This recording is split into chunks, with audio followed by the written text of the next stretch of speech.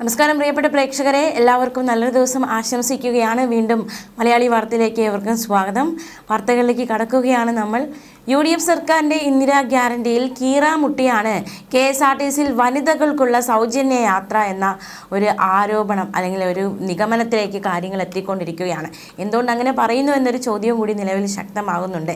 പ്രഖ്യാപിച്ചും പോയി, ജയിക്കുകയും ചെയ്തു. ഇനി നടപ്പിലാക്കാൻ പറ്റുമോ? നടപ്പിലാക്കാൻ പറ്റില്ല എന്നാണ് കരുതുന്നത്. കാരണം ഒരുപാട് പ്രതിസന്ധികളുണ്ട്, വെല്ലുവിളികളൊക്കെ അതിജീവിക്കേണ്ടതായിട്ടുണ്ട്.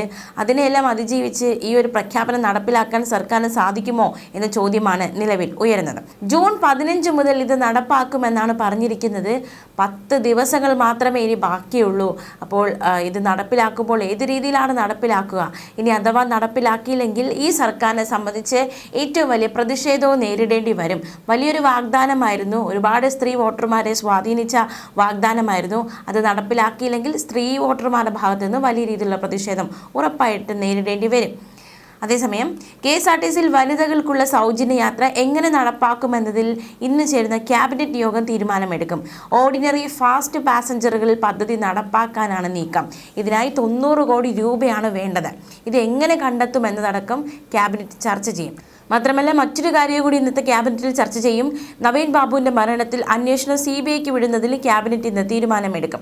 അതേസമയം ഗവർണറുടെ നയപ്രഖ്യാപന പ്രസംഗത്തിന്മേലുള്ള നന്ദി പ്രമേയ ചർച്ച ഇന്ന് നിയമസഭയിൽ പൂർത്തിയാകും. പ്രതിപക്ഷ നേതാവിൻ്റെ പ്രസംഗവും ചർച്ചയ്ക്കുള്ള മുഖ്യമന്ത്രിയുടെ മറുപടിയുമാണ് ഇന്ന് ഏറ്റവും പ്രധാനമായി ഉറ്റുനോക്കുന്നത്. പുതുയുഗത്തിൻ്റെ തുടക്കമാണ് നയപ്രഖ്യാപനം എന്നായിരുന്നു മുഖ്യമന്ത്രി പറഞ്ഞത്. എന്നാൽ നയരാഹിത്യ പ്രസംഗം എന്നായിരുന്നു പ്രതിപക്ഷ നേതാവിൻ്റെ പ്രതികരണം. രാവിലെ 9 മണിക്ക് അടിയന്തര പ്രമേയ നോട്ടീസോടെയാകും ലെജിസ്ലേറ്റീവ് അസംബ്ലി ആരംഭിക്കുന്നത്. അതിനുശേഷം ഇന്ന് പിരിഞ്ഞ് 19-ന് സംസ്ഥാന ബജറ്റ് അവതരണത്തിനായി വീണ്ടും സമ്മേളിക്കും. ഭരണമാറ്റത്തിന് ശേഷം രാഷ്ട്രീയ വൈരാഗ്യം തീർക്കാൻ ജീവനക്കാരെ സ്ഥലം മാറ്റിയെന്ന ആരോപണവുമായി പ്രതിപക്ഷം കൊണ്ടുവന്ന അടിയന്തര പ്രമേയത്തിന് കഴിഞ്ഞ ദിവസം അനുമതി കിട്ടിയിരുന്നില്ല. വി ജോയിയാണ് വിഷയം ഉന്നയിച്ചത്. സ്ഥലം മാറ്റം വ്യവസ്ഥകൾ പാലിച്ചു മാത്രമാണെന്നായിരുന്നു മന്ത്രി സണ്ണി ജോസഫ് നൽകിയ മറുപടി. ജീവനക്കാരുടെ മനോവീര്യം തകർക്കുന്ന നടപടി എടുത്തിട്ടില്ല. പരാതിയുണ്ടെങ്കിൽ അനുഭാവപൂർവ്വം പരിഗണിക്കുമെന്നും മന്ത്രി പറഞ്ഞു. അതേസമയം നമുക്ക് മറ്റൊരു വാർത്തയിലേക്ക് കൂടി പോകാം. ഓട്ടോറിക്ഷകളിൽ കുട്ടികളെ സ്കൂളിലേക്ക് അയക്കുന്ന തരത്തിൽ മോട്ടോർ വാഹന വകുപ്പ് നിർദ്ദേശം നൽകിയതായി പ്രചരിക്കുന്ന വാർത്തകൾ അടിസ്ഥാനരഹിതമാണെന്ന് അധികൃതർ അറിയിച്ചിരിക്കുകയാണ്. ഇത്തരത്തിൽ യാതൊരു നിർദ്ദേശവും മോട്ടോർ വാഹന വകുപ്പ് നൽകിയിട്ടില്ലെന്നും പ്രചരിക്കുന്ന വാർത്തകൾ വസ്തുതാവിരുദ്ധമാണെന്നും വകുപ്പ് വ്യക്തമാക്കി. നിലവിലുള്ള നിയമങ്ങളും സുരക്ഷാ മാനദണ്ഡങ്ങളും പാലിച്ച് അനുവദനീയമായ എണ്ണം കുട്ടികളുമായി സർവീസ് നടത്തുന്നതിന് ഓട്ടോറിക്ഷകൾക്ക് യാതൊരു വിലക്കുമില്ലെന്നും അധികൃതർ പറഞ്ഞു. സ്കൂൾ വാഹനങ്ങളുമായി ബന്ധപ്പെട്ട നിലവിലെ ചട്ടങ്ങളിൽ മാറ്റമൊന്നും വന്നിട്ടില്ലെന്നും മോട്ടോർ വാഹന വകുപ്പ് വ്യക്തമാക്കി. തെറ്റായ വിവരങ്ങൾ പ്രചരിപ്പിക്കുന്നതിൽ നിന്ന് വിട്ടുനിൽക്കണമെന്നും ഔദ്യോഗിക അറിയിപ്പുകൾ മാത്രം വിശ്വസിക്കണമെന്നും വകുപ്പ് പൊതുജനങ്ങളോട് പറയുകയാണ്. കുട്ടികളെ സ്കൂൾ ബസ്സുകളിൽ തന്നെ അയക്കണമെന്നും ഓട്ടോയിൽ സ്കൂളിൽ അയക്കുന്നത് ഒഴിവാക്കണമെന്നും MVD നിർദ്ദേശിച്ചതായി ചില മാധ്യമങ്ങളിൽ വാർത്തകൾ വന്നതോടെ ഔദ്യോഗിക വിശദീകരണം നൽകുകയായിരുന്നു. ഓട്ടോറിക്ഷകളിൽ പരിധിയിൽ കൂടുതൽ കുട്ടികളെ കയറ്റരുതെന്ന നിർദ്ദേശമാണ് ഉള്ളത്.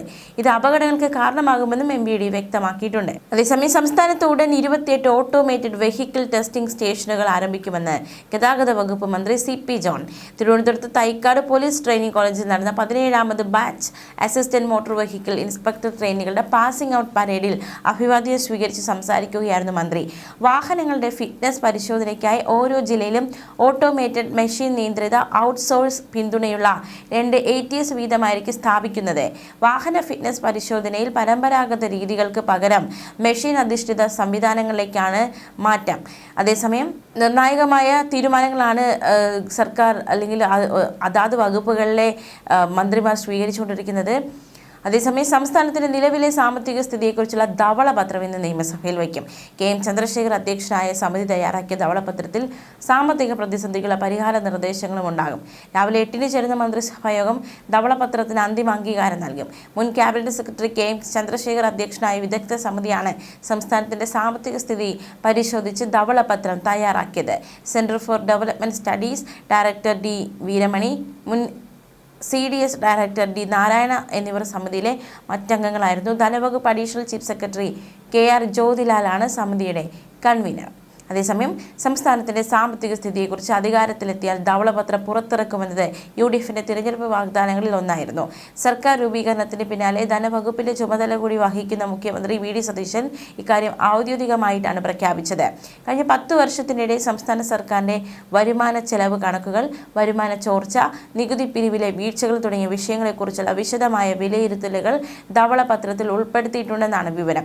വിവിധ പദ്ധതികൾക്കായി കേന്ദ്ര സർക്കാരിൽ നിന്ന് കിട്ടിയ ഫണ്ടുകളുടെ വിനിയോഗം, ഫണ്ട് വകമാറ്റി ചെലവഴിച്ചതുമായി ബന്ധപ്പെട്ട വിവരങ്ങൾ, ധനകാര്യ മാനേജ്മെന്റിലെ വീഴ്ചകൾ ഉൾപ്പെടെയുള്ള കാര്യങ്ങളും റിപ്പോർട്ടിൽ പ്രതിപാദിക്കുന്നുണ്ട്.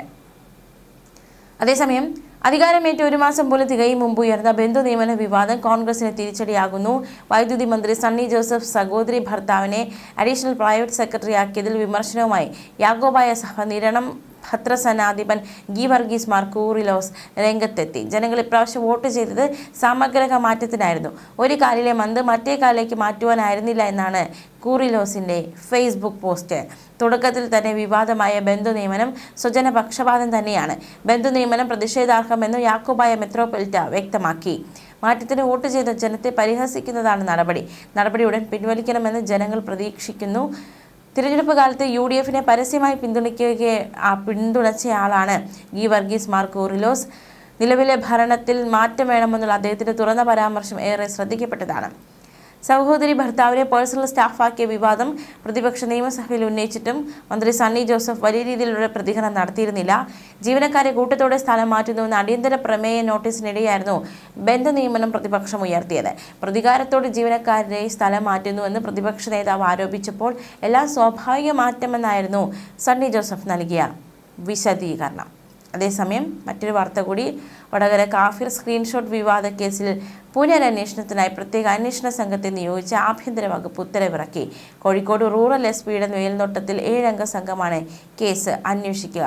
പ്രതികളിലേക്ക് എത്താൻ കഴിഞ്ഞില്ലെന്ന് കാണിച്ച് മുൻപ് അന്വേഷണം അവസാനിപ്പിച്ച് പോലീസ് കോടതിയിൽ റിപ്പോർട്ട് നൽകിയിരുന്നു. ഇതിന് പിന്നാലെയാണ് ഇപ്പോൾ കേസിൽ തുടരന്വേഷണത്തിന് സർക്കാർ ഉത്തരവിട്ടിരിക്കുന്നത്. ക്രൈംബ്രാഞ്ച് DYSP T മനോഹരനാണ് പുതിയ അന്വേഷണ ഉദ്യോഗസ്ഥൻ. കഴിഞ്ഞ ലോക്സഭാ തിരഞ്ഞെടുപ്പ് കാലത്ത് വടകരയിലെ UDF സ്ഥാനാർത്ഥിയായിരുന്ന ഷാഫി പറമ്പിനെതിരെ വ്യാജ സ്ക്രീൻഷോട്ട് പ്രചരിപ്പിച്ചെന്ന പരാതിയിലാണ് ഈ കേസ്. ന്യൂസ് ഡെസ്ക് മലയാളി വാർത്ത.